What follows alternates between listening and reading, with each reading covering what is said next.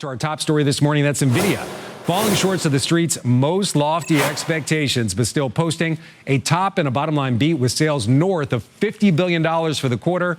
Still, shares are hurting, pulling back more than 1.75%. The China factor playing a major role in this quarter.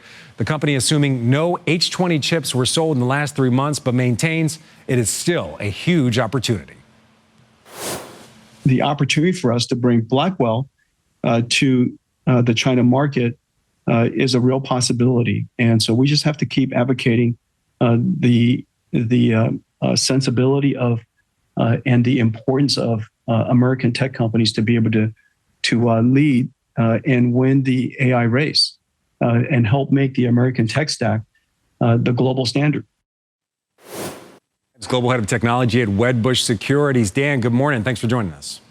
Great to be here. All right, I want to start with the same question I asked our Arjun Gopal earlier. We have a lot of notable voices out here that believe that this is an overreaction to the stock, and the stock actually has the potential to go positive throughout the trading day. What was your take on the quarter, and do you think the downside move was an overreaction?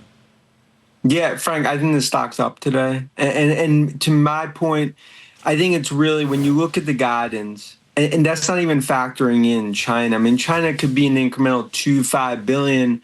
And they did for the first time. Jensen talked about maybe giving a little sneak peek. China revenue could be 50% growth. I mean, that was just eye-popping. And I think as investors digest this is a stock that's up, and I think a further validation for the AI revolution as well as NVIDIA. All right. The miss was on data center revenue. It was a very slight miss in all fairness, but it was a miss. How should we read that? I know it doesn't include any China guidance, but the fact that it wasn't a blowout quarter for data center when we continue to see these CapEx investments by the hyperscalers and other companies. Look, Frank, I view it as noise because in my view, you got to look at the story with China. You can't look at it excluding China. And I think when you look at this quarter, you look at next quarter, and what I think the most important thing Jensen talked about is the 50 billion, the 50% growth, when you're thinking about what China could be. I mean, you put it all together, this is a story that is actually just going into acceleration mode. So there's nothing here that makes me less bullish. I mean, I actually think you're more bullish as a validation point in terms of what you're seeing without China. All right, Dan, we know you're one of the biggest bulls when it comes to tech on the street, but there are some other factors here. First, we had a report yesterday that China's trying to triple its chip output. Arjun Gopal mentioned there was a Chinese chip company that saw its profits increase by 4,000%. So there seems to be some rising domestic competition. And the Chinese have also voiced some concerns about security issues with these H20 chips and also just, I guess, some hurt feelings about some things that the Commerce Secretary had. I mean, aren't these some real issues for this company's ability to sell in China and grow those revenues that they've forecasted? But aren't there some real headwinds along the way? Yeah, look, no doubt. I mean, Jensen's going to have to play that 10% politician, 90% CEO, the back and forth between D.C. and Beijing. Look, the biggest chip on this poker table is NVIDIA. But it comes down to in China, they want NVIDIA chips. It's the only, to me, not just game in town, it is the chip fueling the AI revolution. And I think as you start to see this play out, you're going to see that China market continue to expand massively because they're years ahead relative to any other competitor, including Huawei. And I think that is just the reality as this all plays out. There's going to be a lot of noise.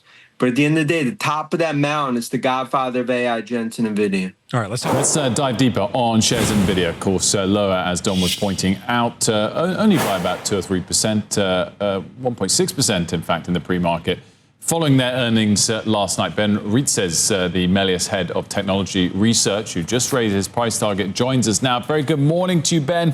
Thanks for joining us. Headline, quick snapshot on these numbers.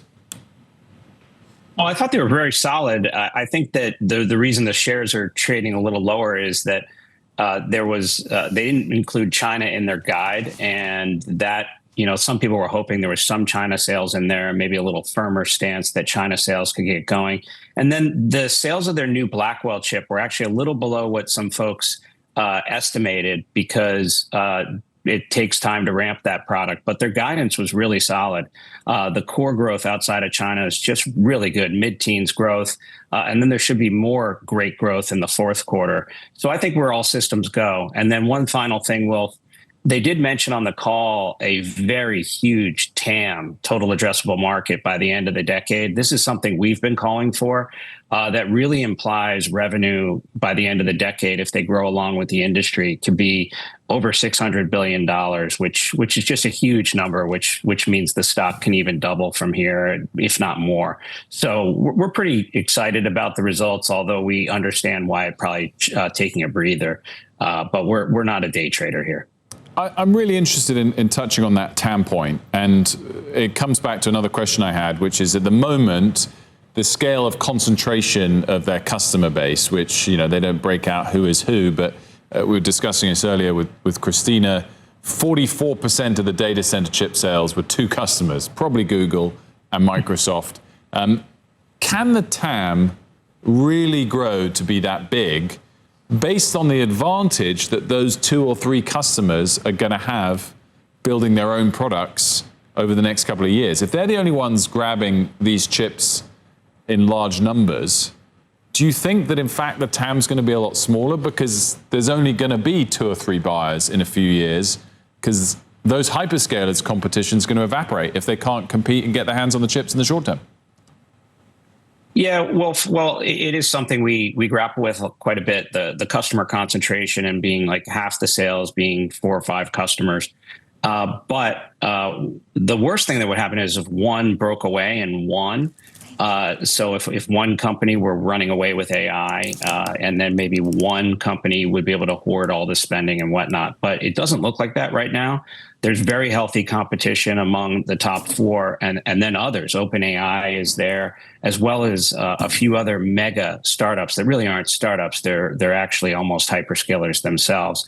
And then there's the notion about sovereign AI, where you see these huge Middle Eastern and European economies needing to invest in their own infrastructure due to not only national interests in their economies, but national security. So I see it being very big. I don't want one company to run away with the thing so that they hoard all the spending.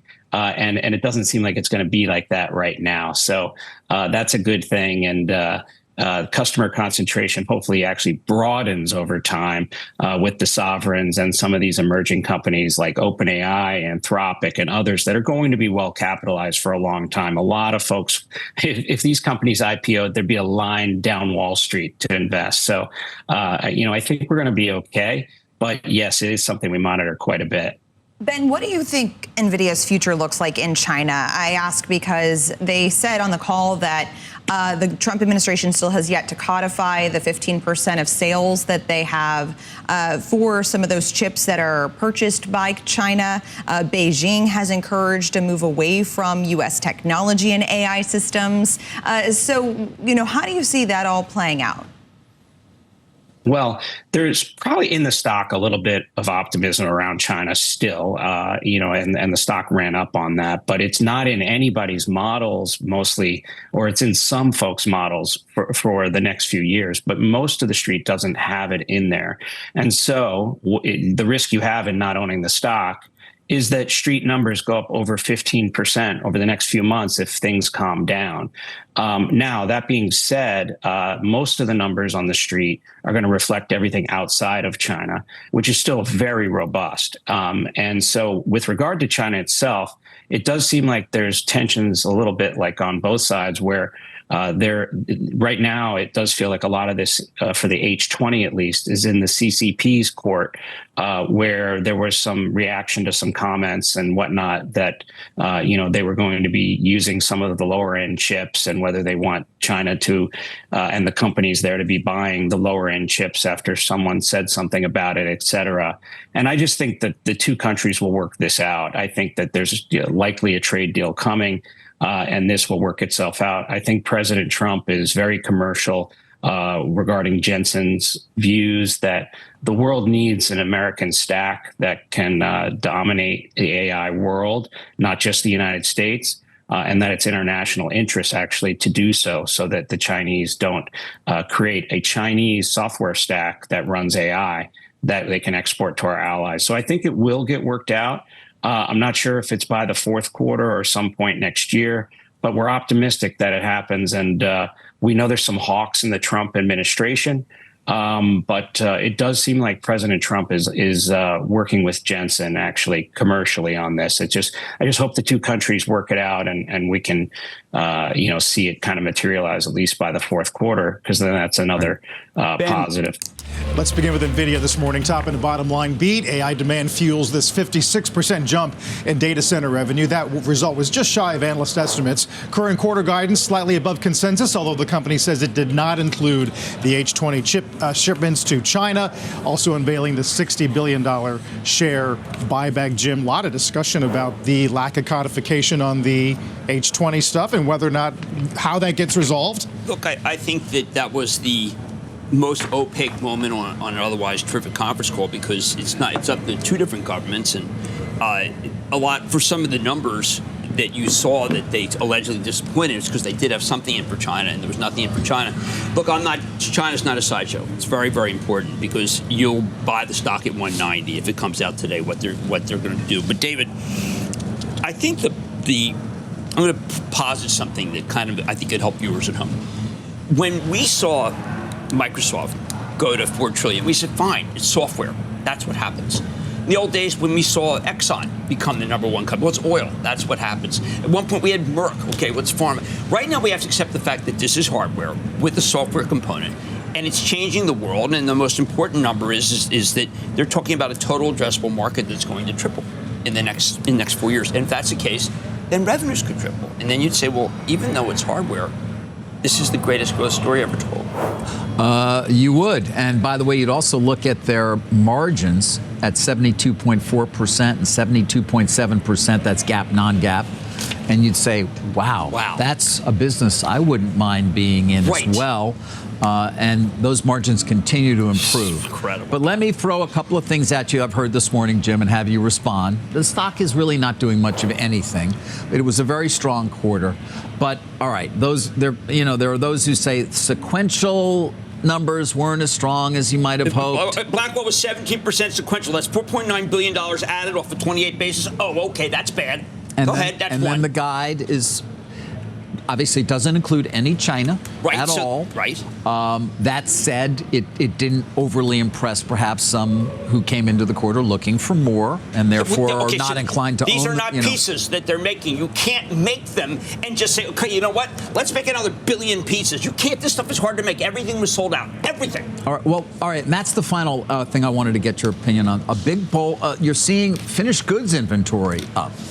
And there was a bulge in that you don't usually see. Is there an answer on that side? All sold. So then why would it be up so much? Well, because you can't. These are things you can't just ship like this. Now, you know that when you hear that they talk about CoreWeave, which is, by the way, up 6, because CoreWeave is going to be the one that has the ability to put them in. If you listen to Sridhar Ramaswamy, we'll get to that on Snowflake, he would tell you, look, you can't just say, you know what, send me a couple of Blackwells. Let me get to work. You have to send the Blackwells first to, in this case, he says Azure.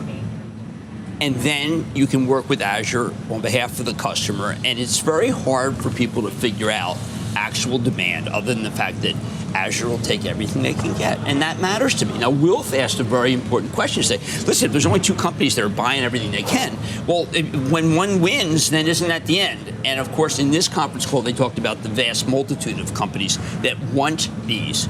But CoreWeave is just the quickest in demand because they're very close to Michael Trader, and he knows how to assemble. He's the CEO of CoreWeave. Our Christina Parts-Nevelos actually had a nice tidbit on the customer concentration.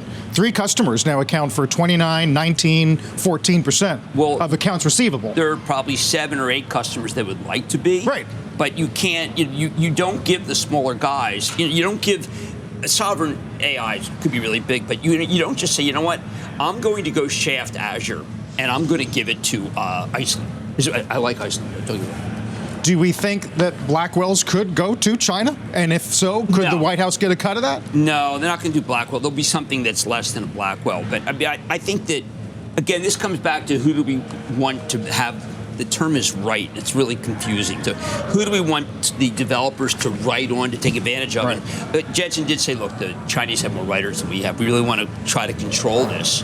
It would be great if we controlled it. That is going to be a big delta there. I mean, Very it's a $50 billion market, the Chinese market, growing incredibly quickly to the extent they're able to sell into that market. And their guidance, again, doesn't include any sales to China at all. And they had none, by the way, right? No, and that was part of the so-called disappointment. Yeah. But, David, I would tell you that if you're trying to game your model like these guys do, and then today you see Jensen at the White House. He's not there, but I'm just saying, let's say I'm positing that. Well, and you think that it's going to happen. Well, you're going to say, wow, I sold it at 178 last night. I guess I got to get back in. Right, that's all potential upside. Did you like the call? Did you like it? I mean, just in terms of the greatness of it, the robotics. I don't usually weigh in the same way you do in terms of my sentiment or level of enjoyment. Incredibly excited this morning.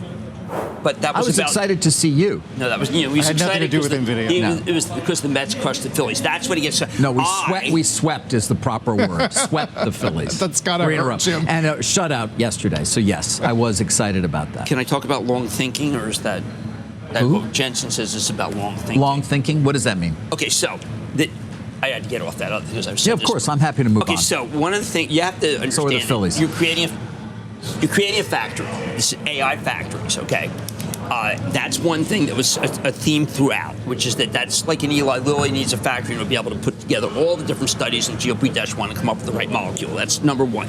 Two, you want to build a ship where you need to have an AI factory to get the ship right. I thought the most important thing that Jensen was talking about was that the next generation, GB300, which CoreWeave's putting together, and Vera Rubin, the stock's going down, it bothers me, is that we're now in the age with long thinking. And long thinking means you're not, like right now you put something into a prompt, right? Tell me everything you know about the Mets beating the Phillies. You know, it comes back with like, well, this guy won 3 in a row. He's never done that. It gives you that stuff. Right. Now what it's saying is I want to figure out, we're taking a case. This is what you would really do, that fellow who's defending Lisa Cook. Give me all of the things that I can say in defense of Lisa Cook, and it's going to be better than most lawyers. And then you can have a long-thinking discussion with Vera Rubin that will be better than talking to any associate that you pay a huge amount of money for. And that is what's happened.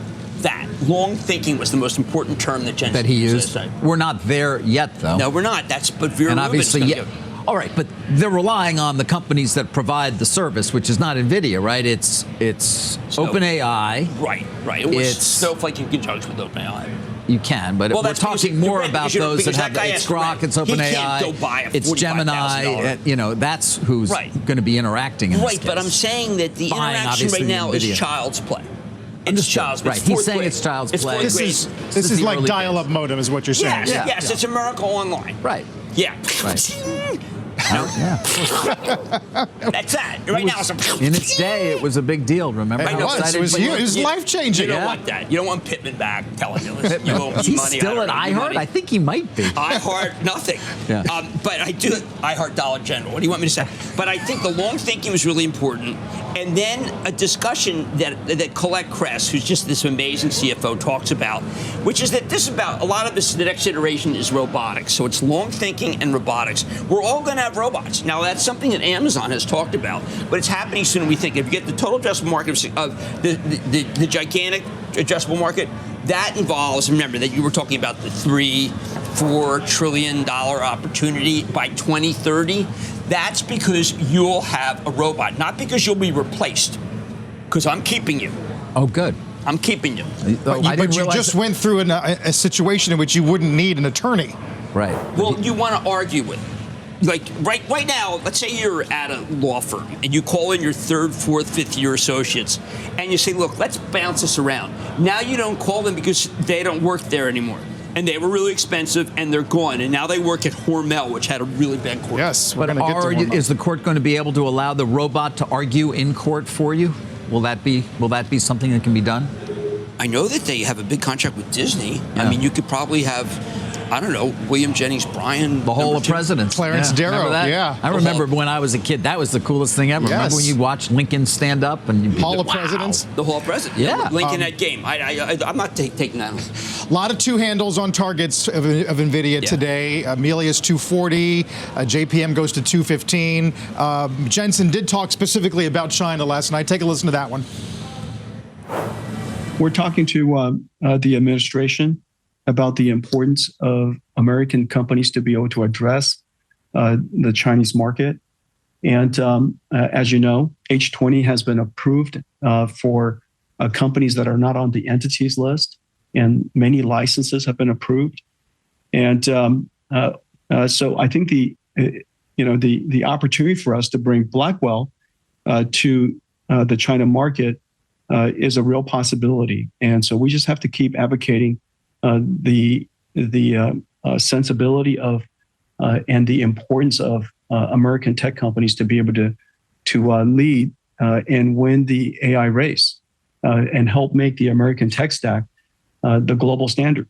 See, I don't know whether he's going to get Blackwell. Yeah, there's some arguments this morning, Jim, that maybe some got the sense that Jensen's patience is being tested a bit by the White House. That wouldn't surprise me. Jensen did come on when I felt there was no chance whatsoever for China. Jensen came on Mad Money and he said, "Listen, we have it.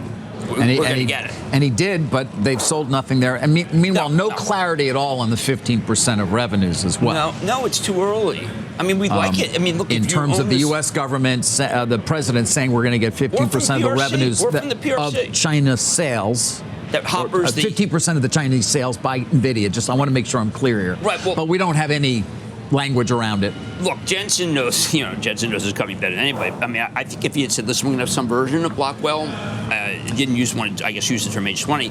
I think will be approved. I wish he hadn't said Blackwell. I think that there are people within the White House who are saying, "Listen, we really have to be careful what we give them." So you think it's going to set off the China hawks? Is what you? I think the China hawks are relentless. That Jensen's a globalist, and that a globalist doesn't seem, still out of favor with the White House. But Jensen has said, "No, listen, I'm not only am not a globalist, but we are going to make the Chinese work on our platform."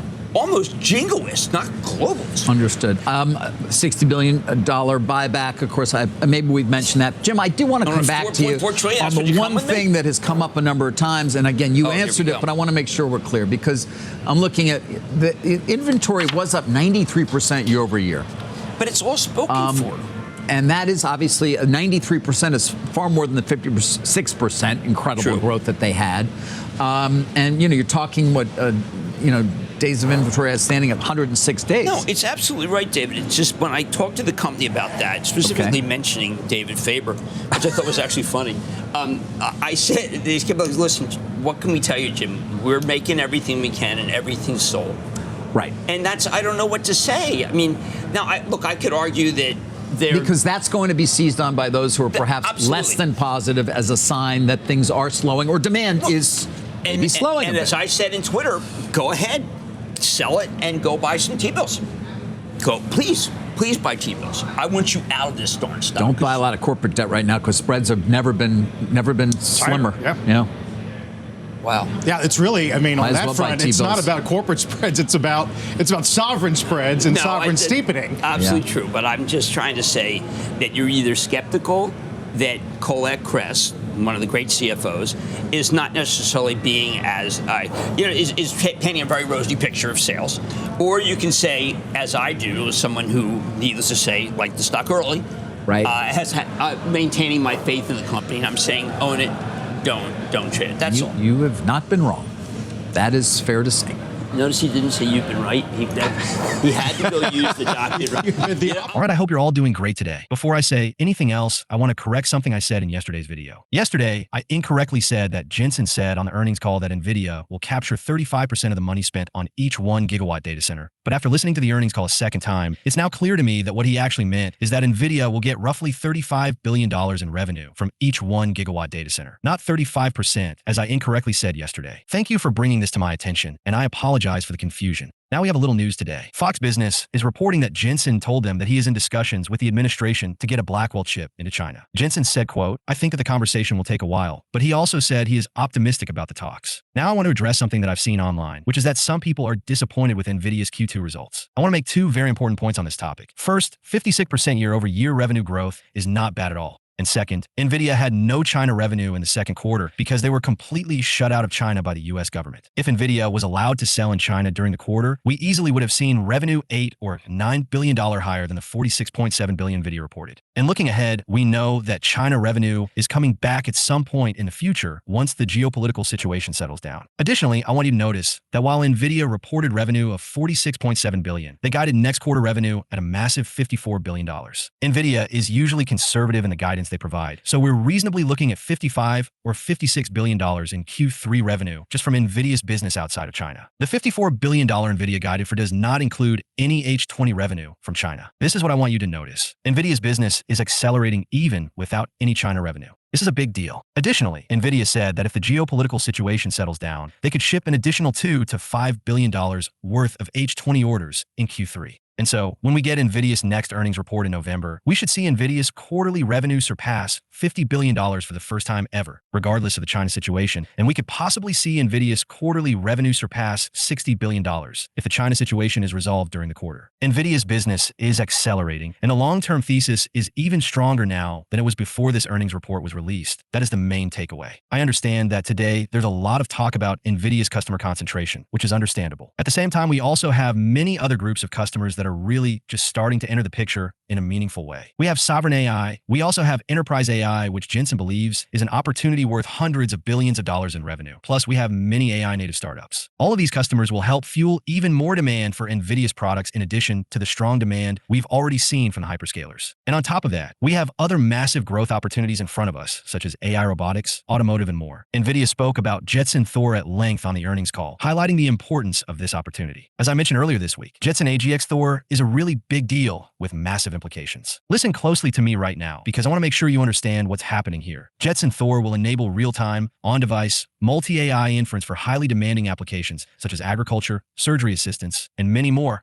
Applications wherein real-time, on-device inference was previously unfeasible. Think about the implications this has. With Jensen Thor, robots will now be able to have real-time, intelligent interactions with humans and the real world in demanding situations, even without having any connection to a data center. This has massive implications long-term. With over 2 million developers already building on the NVIDIA robotic stack, NVIDIA is cementing themselves as the underlying foundation of the oncoming wave of physical AI. Not just the data center hardware used to train the AI models, but also the on-device hardware allowing the AI models to interact with the real world. I seriously think that AI robotics will be a major source of revenue for NVIDIA in future years, and I don't think this is getting enough attention right now. This is in addition to NVIDIA's massive data center business. I seriously think that NVIDIA still has a lot of runway ahead of it, and I think this company will be worth substantially more in future years than it is today. I still think that most analysts are largely underestimating NVIDIA's growth over the next 5 years and beyond. That is the main takeaway from this earnings report and earnings call. Remember to stay calm in this market. Remember to maintain a long-term perspective and do not make any hasty or irrational decisions. With all of that being said, I hope you all have a great rest of the day, and I'm curious to hear your thoughts about NVIDIA in the comments below. Please leave a like on this video so more people will see it. And while you're down there, please consider subscribing. It's free, and you can always change your mind. Thanks for watching, and hopefully I'll see you in the next video.